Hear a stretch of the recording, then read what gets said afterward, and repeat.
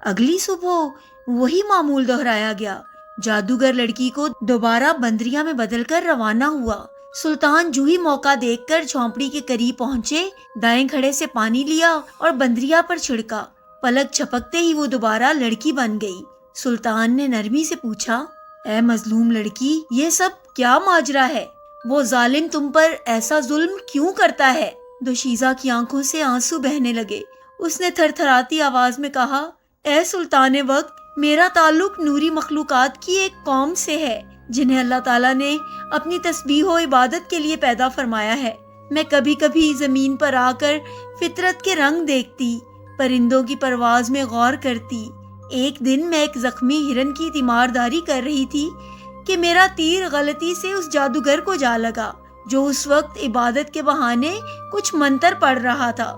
غصے سے بھرے ہوئے اس شخص نے مجھے قیدی بنا لیا۔ کہنے لگا، اب تم زندگی بھر میری خدمت گزار رہو گی۔ دن کو وہ مجھے بندریا بنا دیتا ہے، رات کو میری معصومیت سے کھیلتا ہے۔ مجھے اس نے صرف اپنی ہوس کا کھلونا بنا رکھا ہے۔